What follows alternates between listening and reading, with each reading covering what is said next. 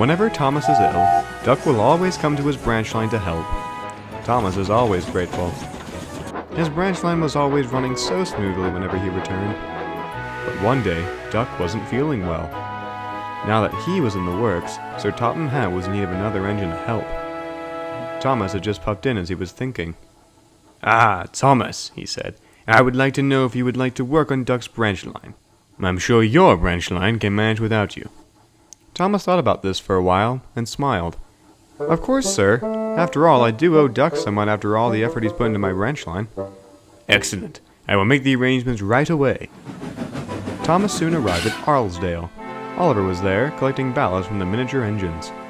"Hello, Thomas. We're glad you're here to help us." "What am I to do?" asked Thomas. "See those coaches over there?" Oliver said, glancing over to a rig of coaches at the platform. "That's Duck's first train. They're slip coaches." "Slip coaches? What are those?" "They're needed so you don't have to stop at stations. You can just continue along. They uncouple mid-journey and they'll stop at the platform. They were made more or less for convenience." "Oh, I see." "Be careful not to slow down, though, or else they could accidentally bump you." "Don't worry, Oliver. I'm sure I know how to handle them." Soon, Thomas coupled up to the coaches. They were excited. "We've never ridden behind an engine like you before." "Indeed, we've always been pulled by Great Western engines." Thomas smiled. "It will be fun to learn how to use you." The guard's whistle soon blew, and Thomas puffed away. Soon, Thomas was puffing along the line nicely. The coaches twittered happily to themselves, and everything was going smoothly. As he saw the next station, Thomas prepared to slow down, but remembered he had the coaches behind him. "That's something I'm going to have to get used to," he said to himself. Thomas drew closer to the station as the coach disconnected from the train. Suddenly, he saw a signal set at danger.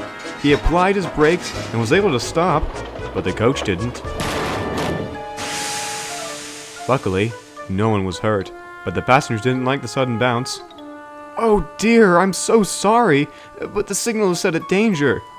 "That's because the signal was meant for me," said Douglas, who was next to Thomas. Thomas felt very embarrassed. The coaches didn't seem to favor Thomas anymore. They chattered about as Thomas pulled them along. He didn't dare let them uncouple from the train. He arrived at the big station very late. Sir Topham Hatt was on the platform. "Thomas, what is the meaning of this?" he fumed. "And why do you still have all the slip coaches?" "Because I had a small incident with them, so I didn't feel comfortable with using them for their purpose." Sir Topham Hatt then had a sudden realization. "Oh dear, this seems like it's my error." "What do you mean?" asked Thomas, confused as to why his controller would take the blame for his mistake. "Well, I should have had someone teach you how to use the slip coaches, but I didn't, and that's what led to this.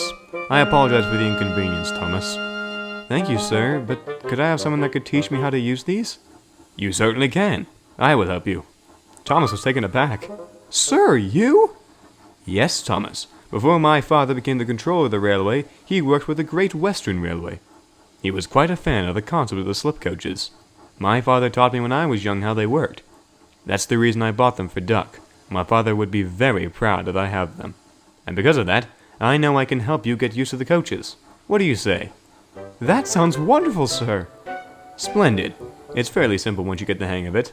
I'll put my driver's suit on and we'll go out on the next train." Thomas was excited. Soon, Sir Topham Hatt had suited up and was riding in Thomas's cab. He saw the station coming up and leaned out of the cab. "All right, Thomas, whatever you do, don't slow down. The coach will disconnect and the signals are set for you. You can just hurry through the station." So Thomas calmly kept going at a steady pace. He felt a jolt and the coach disconnected. Thomas passed the station and the coach came to a steady stop at the platform. "Wow, that's a lot easier than I expected." "Indeed. We'll try it again with the next station." So they did, and the coach stayed at the platform. Thomas soon arrived at the last station with his last coach in tow. Sir Topham Hatt was very pleased. "Well done, Thomas." "Thank you so much, sir. It's always a pleasure to have you as a part of my crew." Sir Topham Hatt laughed. "I'm glad you think so, and I also think that you can handle these coaches yourself now. I hope that I can trust you to keep to time and keep that favor you promised Duck." "Indeed I will, sir." Thomas worked hard for several days afterwards. The coach's slipping were always smooth, and the coaches warmed up to him. They didn't think badly of him now. Soon enough, Duck arrived back.